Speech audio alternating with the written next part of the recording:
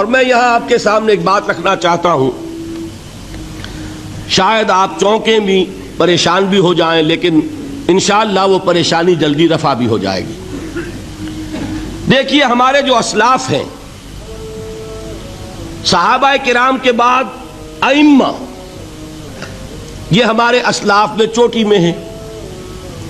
ان اسلاف میں، ان ائمہ میں دو بنیادی قسمیں ہیں، ایک محدثین اور ایک فقہاء۔ محدثین ان کا کام کیا تھا؟ قرآن تو اللہ نے خود جمع کر دیا تھا، میں پہلے دن بیان کر چکا ہوں حضور کے سیرہ مبارک میں۔ حضور نے صحابہ کو اسی ترتیب سے قرآن پڑھا دیا اور سینکڑوں صحابہ نے یاد کر لیا۔ پھر جو کمی اگر رہ گئی تھی کتابی شکل میں حضرت ابو بکر لے آئے، پھر اگر اس میں کوئی فرق پڑ رہا تھا پڑھنے کے انداز میں تو ایک کتابت کے اوپر جمع کر دیا حضرت عثمان نے۔ بات ختم ہو گئی۔ خلافت راشدہ میں قرآن کا معاملہ تو محفوظیت کی آخری درجے کو پہنچ گیا۔ اب اصل مرحلہ کیا تھا؟ حضور کے اقوال مبارک کو جمع کرنا، ان کو بھی تو سمیٹنا ہے نا۔ صحابہ ہیں، منتشر ہو گئے ہیں، کوئی صحابی کوفے چلے گئے، کوئی صحابی دمشق چلے گئے، کوئی کہیں چلے گئے، کوئی کہیں چلے گئے۔ میزبان رسول جو ہے وہ دفن ہے قسطنطنیہ کی فصیل کے باہر، حضرت ابو ایوب انصاری رضی اللہ تعالی عنہ۔ اب ان سب کے پاس، کسی کے پاس اتنی احادیث، کسی کے پاس اتنی احادیث، ان کو جمع کرنے کا کام، پھر چھان پھٹک کرنے کا کام، پھر مرتب کرنے کا کام یہ کس نے کیا؟ محدثین کرام نے۔ بہت بڑے محسن ہیں اس امت کے محدثین کرام، پوری زندگیاں کھپائیں۔ ایسا بھی ہوا ہے ایک صحابی مدینے سے چلتے ہیں، ایک محدث مدینے سے چلتے ہیں، انہیں معلوم ہوتا ہے کہ ایک صحابی دمشق میں ہے، ایک حدیث وہ بیان کرتے ہیں، ذرا باریک بات ہے سمجھ لیجئے گا۔ ان کو وہ حدیث معلوم تھی، لیکن وہ حدیث 3 راویوں کے راستے سے آ رہی تھی۔ ان کے پاس جو حدیث تھی وہ 2 راویوں کے حوالے سے تھی۔ اب وہ جاتے ہیں اور وہ بیت المقدس کا اور وہ دمشق کا سفر کرتے ہیں صرف اس حدیث کو سننے کے لیے، سواری سے اترتے بھی نہیں۔ میں نے سنا ہے آپ حضور کی یہ حدیث بیان کرتے ہیں، جی ہاں ذرا مجھے سنا دیجئے۔ سنا دیا، ویسے ہی اپنے اونٹ کی جو ہے گردن موڑ لی کہ واپس، بھائی اترو، ٹھہرو، قیام کرو۔ نہیں، میں صرف ایک حدیث رسول تم سے سننے کے لیے آیا تھا، میں اپنے اس سفر میں کوئی اور مقصد جمع نہیں کرنا چاہتا۔ یہ کام کیا محدثین نے۔ بہرحال میں اس وقت جمع و تدوین حدیث کے موضوع پر میری گفتگو نہیں ہے، لیکن چونکہ ہمارے اس جدید دور کے فتنوں میں ایک فتنہ ہے انکار حدیث کا۔ لوگ سمجھتے ہیں جیسے کہ ڈرائنگ رومز میں بیٹھے ہوئے آرام سے کتابیں پڑھتے ہیں، شاید ایسے ہی محدثین کا کام تھا۔ انہوں نے جس طرح زندگیاں لگائی ہیں اور جس طریقے سے حدیث کو جمع کرنے کے لیے مشقتیں جھیلی ہیں، اس کا آج ہم تصور نہیں کر سکتے۔ اچھا، وہ تو محدثین کرام ہیں، ان میں بھی اب ایک کا نام نوٹ کر لیجئے، چوٹی پہ کون ہے؟ امام بخاری، امام مسلم، امام ترمذی، امام احمد ابن حنبل، امام ابن ماجہ، امام ابو داؤد، سب ہیں، لیکن چوٹی پر رئیس المحدثین کون ہے؟ امام بخاری۔ اچھا، اب تیسرا طبقہ ہے ہمارے ہاں، دوسرا، وہ ہے فقہاء۔ قرآن بھی جمع ہو گیا، حدیث بھی آ گئی، اب اس سے احکام نکالنے بھی تو ہے نا، استدلال کرنا ہے، حدیثوں کو جوڑنا ہے، قرآن کے ساتھ ان کا ربط تلاش کرنا ہے، اور پھر کوئی حکم تلاش کرنا ہے، اجتہاد کرنا ہے۔ یہ کام جنہوں نے کیا انہیں ہم کیا کہتے ہیں؟ فقہاء کرام۔ اور ان میں بہرحال جو لوگ یہاں جمع ہیں، مجھے یقین ہے کہ وہ اس بات کو تسلیم کرتے ہوں گے کہ ان میں چوٹی پر ہیں امام ابو حنیفہ رحمۃ اللہ علیہ، امام اعظم۔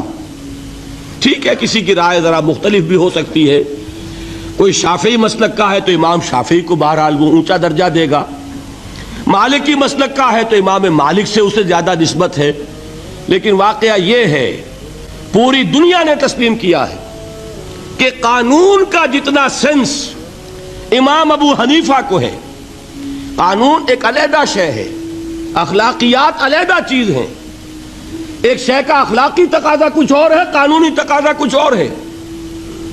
آپ کو کسی نے تھپڑ مارا، اخلاقی تقاضا کیا ہے؟ معاف کر دو بھائی، اور قانونی تقاضا کیا ہے؟ جوابی تھپڑ رسید کرو، اس لیے کہ اگر یہ نہیں کرو گے تو اس کی ہمت افزائی ہوگی، یہ کسی اور کو بھی تھپڑ مارے گا۔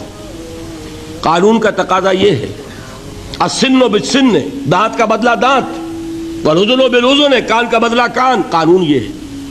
اور اخلاق کا تقاضا کیا ہے؟ وَإِن تَعْفُوا وَتَصْفَحُوا وَتَغْفِرُوا، اگر تم بخش دو، معاف کر دیا کرو، لوگوں سے درگزر کیا کرو، فَإِنَّ اللَّهَ غَفُورٌ الرَّحِيمٌ، تو اللہ بھی تو غفور الرحیم ہے۔ تقاضے متضاد ہو گئے کہ نہیں؟ کسی معاملے کے اخلاقی پہلو کو پر نظر رکھنا یہ اور مزاج ہوگا، اور کسی معاملے کے قانونی پہلو کی گہرائی میں اترنا یہ اور مزاج ہے۔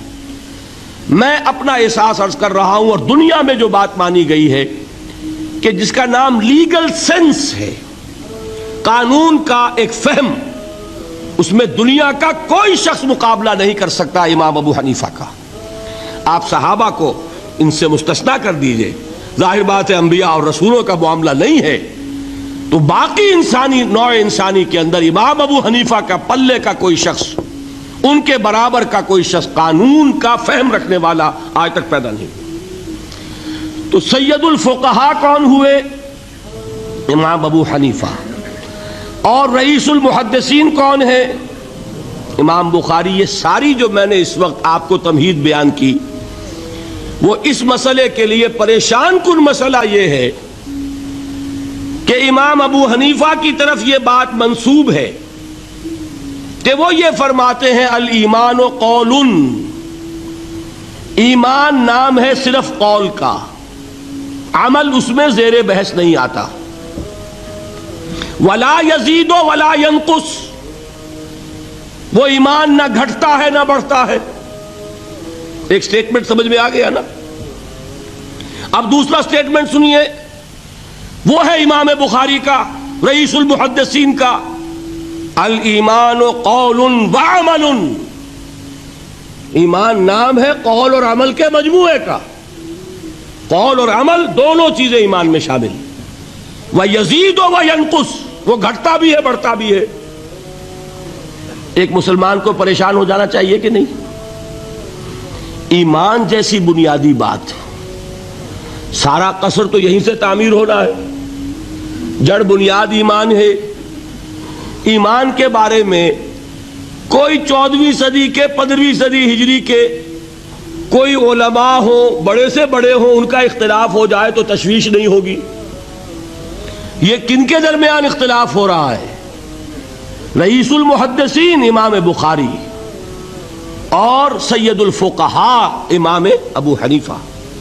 اور کتنا بنیادی اختلاف، بظاہر متضاد باتیں، بظاہر کہہ رہا ہوں میں نے کہا تھا مجھے پہلے آپ کو پریشان کرنا ہے، پھر تاکہ آپ کی سمجھ میں بات آئے یہ پریشانی رفع کیسے ہوتی ہے، اسی سے علم میں اضافہ ہوتا ہے۔ بات جو ہے وہ گہرائی کے ساتھ سمجھ میں آتی ہے کہ مسئلہ پہلے سامنے ہو، مسئلے کی اہمیت سامنے نہیں ہوگی تو آپ توجہ اتنی نہیں کریں گے۔ تو دیکھیے تضاد کتنا ہے، بعد المشرقین جسے کہتے ہیں ہم اپنے محاورے میں، کہ ایک مشرق کی بات ہے تو دوسری مغرب کی ہے۔ الایمان قول نہیں، الایمان قول وعمل، تضاد ہے نا۔ لا یزید ولا ینقص نہیں، یزید وینقص، تو یہ تو معلوم ہوتا ہے کہ بہت زبردست اختلاف ہے جو حل نہیں ہو سکے گا۔ اللہ تعالیٰ کا شکر ادا کرتا ہوں، اس نے اس کا حل سمجھایا۔ اور کیسا سمجھایا؟ میں پورے انشراح صدر کے ساتھ کہہ رہا ہوں، اس میں کوئی تصنع نہیں، کوئی تکلف نہیں۔ میرے نزدیک دونوں باتیں 100% درست ہیں۔ یہ نہیں کہ 50% یہ درست 50% وہ درست، نہیں، یہ بھی 100% درست، یہ بھی 100% درست۔ فرق کیا ہے؟ محل مختلف ہے۔ امام ابو حنیفہ قانونی ایمان کی بات کر رہے ہیں اور امام بخاری حقیقی ایمان کی بات کر رہے ہیں۔ قانونی ایمان کے اعتبار سے 100% درست ہے یہ بات کہ وہ صرف قول ہے، عمل نہیں، زیر بحث آئے گا۔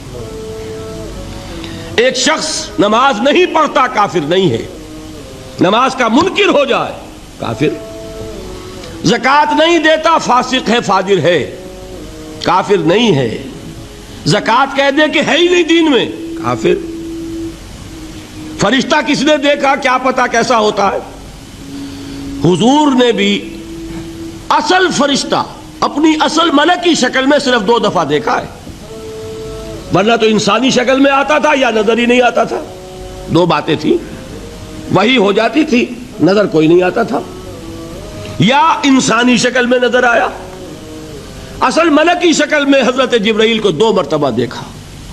وَلَقَدْ رَآهُ بِالْأُفُقِ الْمُبِينِ وَلَقَدْ رَآهُ نَزْلَةً أُخْرَى عِنْدَ سِدْرَةِ الْمُنْتَهَى، ایک مرتبہ افق مبین پر دیکھا، ایک مرتبہ سدرۃ المنتہا کے پاس جبرائیل اپنی اصل شکل میں ظاہر ہوئے۔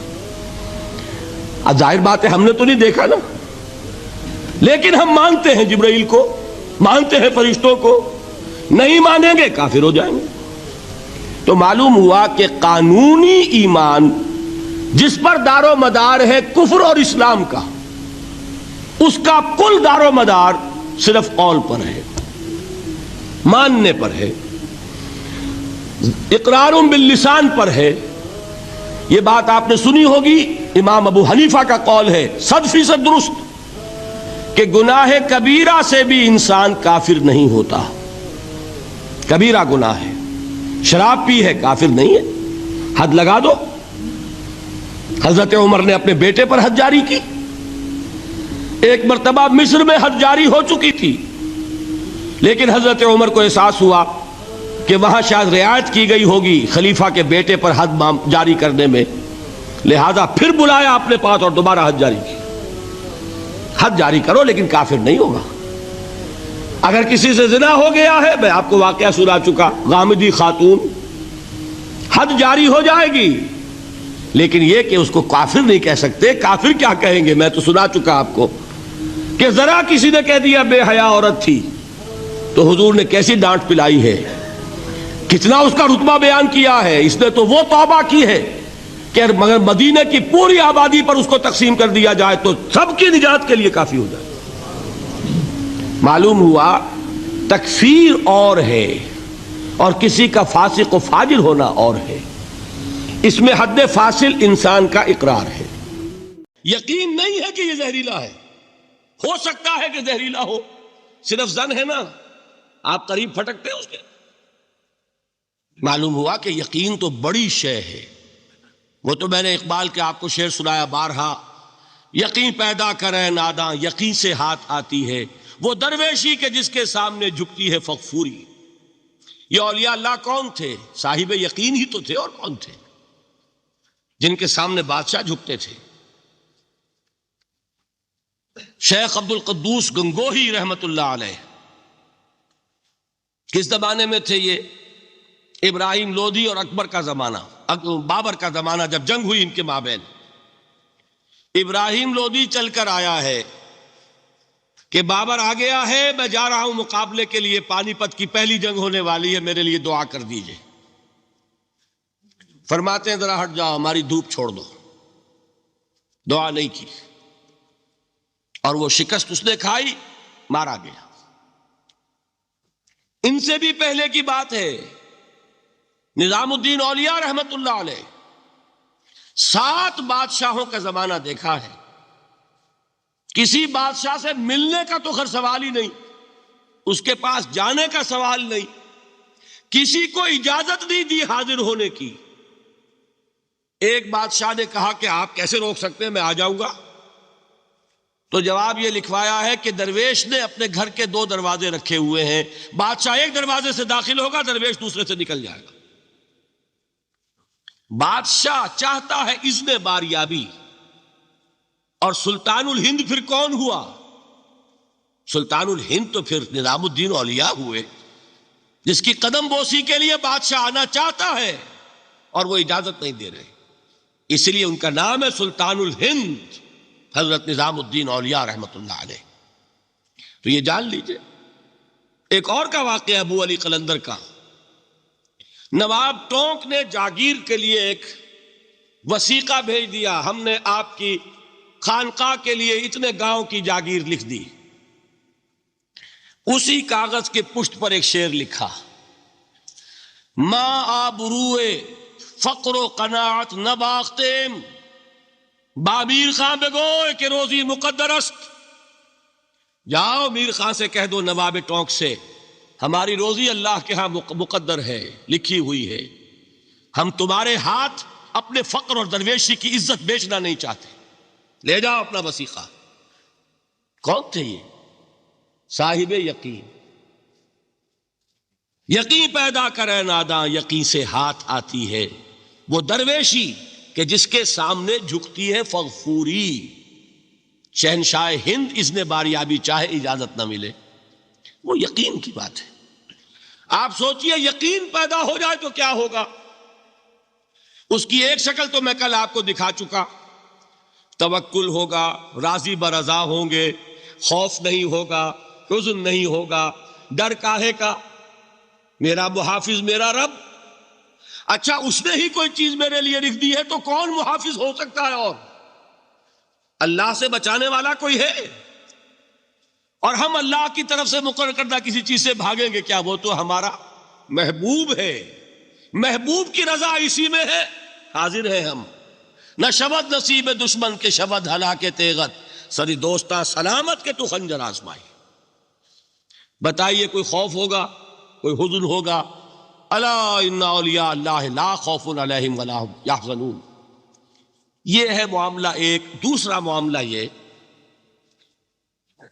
کیا دل میں یہ یقین ہو کہ اللہ ہے اور مجھے دیکھ رہا ہے اور مجھے اس کے حضور میں حاضر ہونا ہے، پھر بھی آپ شراب پی سکیں گے؟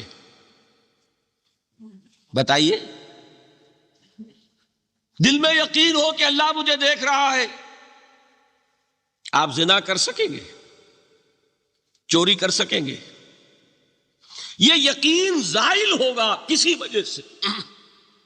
اس یقین پر غفلت کے کوئی پردے پڑ جائیں گے تو گناہ ہو سکتا ہے، یقین موجود ہو تو گناہ نہیں ہو سکتا۔ منطقی بات ہے کہ نہیں؟ میں مثال سے اور سمجھا دوں۔ اگر چوراہے پر کانسٹیبل کھڑا ہے، آپ نے دیکھ لیا، ساتھ ہی آپ نے دیکھا ایک کونے میں موٹر سائیکل لے کر تیار سارجنٹ بھی کھڑا ہے، آپ کی گاڑی صحیح جگہ آ کے رک جائے گی نا، 1 انچ آگے نہیں بڑھے گی۔ اور اگر آپ نے دیکھا کہ چوراہا خالی ہے، کوئی دیکھنے والا ہے نہیں، تو اچھے اچھے بھی دائیں بائیں دیکھ کے نکل جاتے ہیں کہ نہیں؟ صحیح بات کیجئے۔ آدمی اپنے آپ کو دھوکہ دیتا ہے، بھائی یہ سارے ٹریفک رولز بچاؤ کے لیے ہے نا، تو دور دور تک کوئی ٹریفک نہیں ہے، خامخواہ کھڑا رہوں میں یہاں کائے کے لیے؟ لیکن دور دور تک کوئی ٹریفک نہ ہو لیکن سارجنٹ کھڑا ہو، پھر آپ پابندی کریں گے کہ نہیں؟ حالانکہ اس کی کیا حیثیت ہے، کیا اس کی تنخواہ، کیا اس کی حیثیت، کیا اس کی اتھارٹی، کتنی وہ سزا دلوا دے گا؟ اول تو پاکستان میں تو 2-4 روپے سے وہی معاملہ طے ہو جائے گا، اس سے زیادہ کی بات ہی نہیں۔ لیکن یہ کہ وہی آپ کی گاڑی آ کر رک جاتی ہے۔ اگر یہ یقین ہو کہ اللہ ہے اور مجھے دیکھ رہا ہے تو کیا اس کا قانون توڑیں گے آپ؟ یقین والے ایمان کے ساتھ معصیت جمع نہیں ہو سکتی۔ قانونی ایمان کے ساتھ معصیت کے ڈھیر لگ سکتے ہیں، جیسے کہ ہمارے ہاں ہے لما تقولون ما لا تفعلون کبر مقتا عند اللہ ان تقولوا ما لا تفعلون۔ اے ایمان کے دعوے دارو، کیوں کہتے ہو جو کرتے نہیں ہو؟ اللہ کے غضب کو بھڑکانے والی ہے یہ بات کہ تم کہو جو کہ کرتے نہیں۔ ہماری امت کی اکثریت کا حال یہی ہے کہ نہیں؟ یہ کیا بات ہے کہ قانونی ایمان ہے، اس کے ساتھ معصیت کے انبار ہیں۔ حقیقی ایمان ہو تو معصیت کا وجود ہو نہیں سکتا۔ اب اس پر حدیثیں سن لیجئے۔ نبی اکرم صلی اللہ علیہ وسلم نے ایک مرتبہ 3 دفعہ قسم کھائی، واللہ لا یؤمنو، واللہ لا یؤمنو، واللہ لا یؤمنو، خدا کی قسم وہ شخص مومن نہیں، خدا کی قسم وہ شخص مومن نہیں، خدا کی قسم وہ شخص مومن نہیں۔ واقعہ یہ ہے کہ ہم تصور نہیں کر سکتے کہ صحابہ کیسے لرز گئے ہوں گے، کانپ اٹھے ہوں گے۔ کون وہ بدبخت ہے، کون وہ شقی ہے جس کے بارے میں اللہ کے رسول 3 دفعہ قسم کھا کر فرما رہے ہیں کہ وہ صاحب ایمان نہیں۔ قیل من یا رسول اللہ، کسی نے ڈرتے ڈرتے پوچھا ہوگا اے اللہ کے رسول کس کے بارے میں ارشاد فرما رہے ہیں؟ اب جواب سنیے، الذی لا یامن جارہ بوائقہ، وہ شخص کے جس کی ایذا رسانی کی وجہ سے، جس کی بدخلقی کی وجہ سے اس کا پڑوسی امن میں نہیں ہے۔ یہ کوئی گناہ کبیرہ ہے؟ آپ کی فہرست میں تو گناہ ہی نہیں، کبیرہ کیا سوال، صغیرہ بھی نہیں۔ زیادہ آپ یہ کہیں گے کہ ذرا بد اخلاقی ہے، کج خلقی ہے، بس اچھا کردار کا معاملہ نہیں ہے، یہ کہیں گے، گناہ کی فہرست میں نہیں آئے گی بات۔ کبیرہ بہت بڑی شے ہے، لیکن اس پر اللہ کے رسول نے 3 دفعہ قسم کھائی، ایمان نہیں ہے، ہرگز نہیں ہے، خدا کی قسم نہیں۔ اب بتائیے ایمان اور عمل علیحدہ ہو جائیں گے کیا؟ یہ ہے مسئلہ جو امام بخاری کے سر پہ ہے۔ اور سنیے، فرمایا حضرت انس ابن مالک نے، یہ روایت جو میں نے آپ کو ابھی سنائی ہے یہ کوئی ایسی ویسی روایت نہیں ہے، متفق علیہ ہے، بخاری اور مسلم دونوں میں موجود، اس سے اونچا درجہ روایت کا ہے ہی نہیں۔ راوی کون؟ ابو ہریرہ رضی اللہ تعالی، ان کی والدہ لے کر حاضر ہو گئیں، یہ بچہ حضور آپ کی خدمت میں رہے گا، آپ کی خدمت کرے گا، آپ کے پاس رہے گا، ٹھیک ہے۔ وہ حضور کے خادم خاص ہے، جیسے ذاتی کوئی ہوتا ہے معاملات میں مدد کرنے والا، خدمت کرنے والا، وہ ہے انس ابن مالک۔ چونکہ ان کا تعارف ہو گیا ہے رضی اللہ تعالیٰ عنہ، تو ایک بات پہلے اور سنا دوں، جو بچہ اپنے اس بچپن سے لے کر 9 برس کی عمر تھی جب آئے حضور کے پاس، انتقال کے وقت عمر کتنی ہوگی؟ 19 برس، 10 برس حضور کی خدمت میں رہے۔ پہلے تو حضور کے اخلاق کی جو گواہی وہ دے رہا ہے وہ اس کی زبان سے سنیے کہ میں 10 برس حضور کی خدمت میں رہا، کسی بات پر ڈانٹنا تو کجا، حضور نے کبھی مجھ سے یہ بھی نہیں فرمایا کہ اے انس تم نے وہ کام کیوں نہیں کیا۔ یہ ہے ایک آقا کی حیثیت سے محمد الرسول اللہ صلی اللہ علیہ وسلم کا اخلاق۔ اگر نہیں کیا خود کر لیا، کوئی ڈانٹ ڈپٹ نہیں۔ حالانکہ بچے ہیں، بچوں کو ویسے بھی ڈانٹ ڈپٹ دیا جاتا ہے، لیکن نہیں۔ اب ان صحابی کی ایک گواہی سنیے، قلما خطبنا رسول اللہ صلی اللہ علیہ وسلم الا قال، فرماتے ہیں کہ شاذ ہی کبھی ایسا ہوا ہوگا کہ حضور نے کبھی خطبہ ارشاد فرمایا ہو اور اس میں یہ الفاظ نہ ہو۔ الفاظ سمجھ رہے؟ جب بھی خطبہ دیتے تھے آپ یہ الفاظ ضرور فرماتے تھے، شاذ کبھی رہ جائے تو رہ جائے، قلما خطبنا رسول اللہ صلی اللہ علیہ وسلم الا قال، کیا فرمایا؟ لا ایمان لمن لا امانت لہ ولا دین لمن لا عہد لہ، جس شخص میں امانت داری نہیں اس کا کوئی ایمان نہیں، جس میں ایفاء عہد نہیں اس کا کوئی دین نہیں۔ بنا پھرتا ہو وہ دیندار، بنا پھرتا ہو وہ صاحب ایمان اور امتی حضور کا، امانت داری نہیں تو ایمان نہیں، ایفاء عہد نہیں تو دین۔ کس کا فرمان ہے؟ کسی آج کے زمانے کی مفتی کی بات نہ سمجھ لیجئے گا کہ جس کو آسانی سے آپ چاہیں تو رد کر دیں، یہ محمد الرسول اللہ صلی اللہ علیہ وسلم کا فرمان۔ اور سنیے پھر ایک متفق علیہ روایت بخاری اور مسلم کی، راوی پھر کون ہے؟ ابو ہریرہ رضی اللہ تعالیٰ عنہ۔ فرماتے حضور نے ارشاد فرمایا لا یزنی الزانی حین یزنی وہو مومن ولا یسرق السارق حین یسرق وہو مومن ولا یشرب الخمر حین یشرب وہو مومن. کوئی زانی حالت ایمان میں زنا نہیں کرتا. کیسے ممکن ہے؟ ایمان ہو اور زنا ہو جائے، پھر وہ ایمان دھیلے کا ہوا؟ کیا قدر و قیمت اس ایمان کی؟ وہ تو اٹھا کر پھینک دینے کی چیز ہے. ایمان اور اخلاق پہ اثر انداز نہ ہو، ایمان اور کردار کو نہ بدلے، ایمان اور عمل کو نہ بدلے تو کس مرض کی دوا؟ پھینکو اٹھا کر. نہیں ممکن کہ ایمان ہو اور زنا ہو، نہیں ممکن کہ ایمان ہو اور چوری ہو. لا یسرق السارق حین یسرق وہو مومن.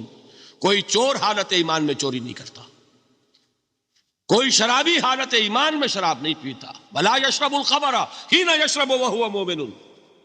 کوئی شراب پینے والا وہ مومن نہیں ہوتا جب وہ شراب پی رہا ہوتا ہے، اس وقت اس کے دل سے ایمان نکل جاتا ہے. اب دیکھیے یہاں کیا میں نے کل بتایا تھا نا، مغالطے کیا ہو گئے؟ مغالطے یہ ہو گئے کہ اس کو سمجھ لیا قانونی بات. یہ قانونی بات نہیں ہے، وہ قانونی ایمان کی بات نہیں ہو رہی، یہ حقیقی ایمان کی بات ہو رہی. قانونی ایمان کی بات ہو تو یہ کافر ہو گیا، پھر کافر نہیں ہے. قانونی ایمان کا دار و مدار قول پر ہے. یہ وہ حقیقی ایمان ہے، قلبی یقین والا ایمان. اس کے بارے میں فرمایا جا رہا ہے وہ دل سے نکل جاتا ہے تو گناہ ہو سکتا ہے. ایک اور حدیث میں حضور نے اس کو اور واضح کر دیا، جب کوئی شخص گناہ کرتا ہے تو ایمان اس کے دل سے نکل کر اور اس کے سر پر منڈلاتا ہے جیسے پرندہ ہو. اگر توبہ کرتا ہے تو واپس لوٹ آتا ہے، توبہ نہیں کرتا تو رخصت ہو جاتا ہے.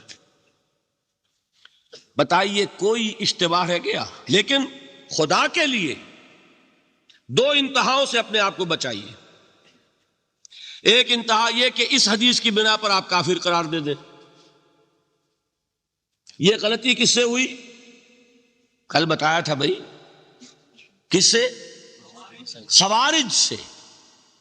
خوارج سے یہی غلطی ہوئی.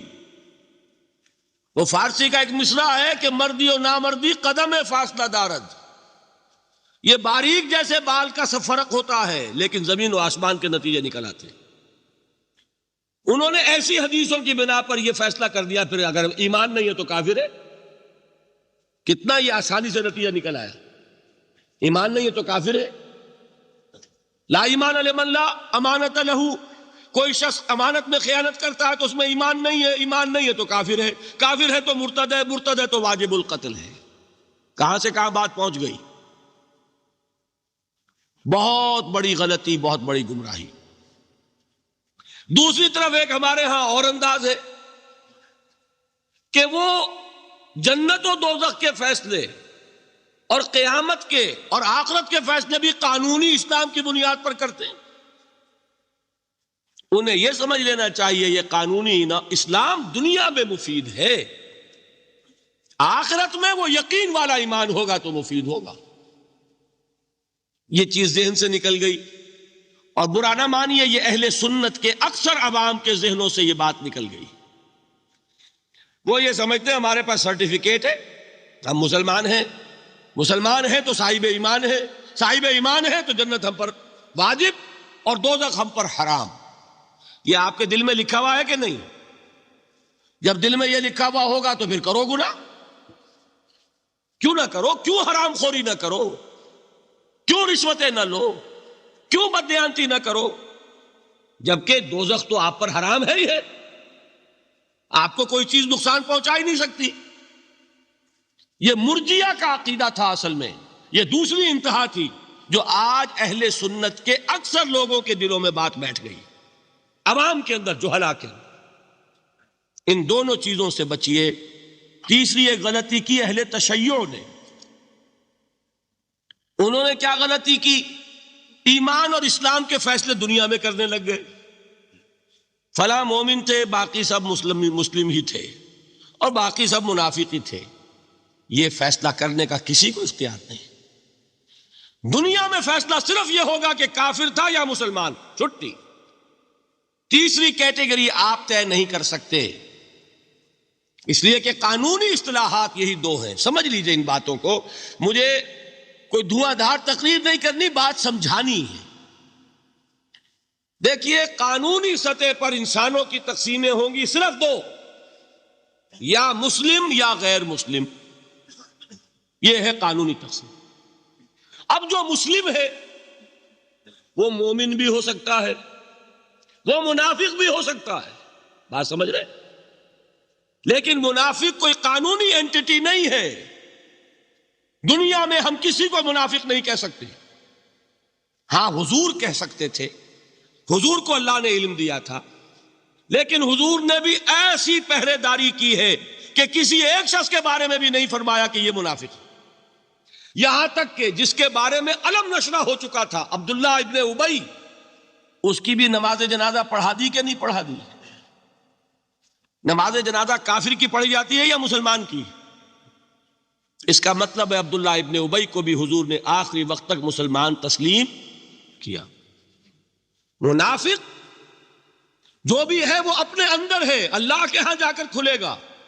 فار آل لیگل پرپزز اے منافق از اے مسلم. بات سمجھ میں آئی؟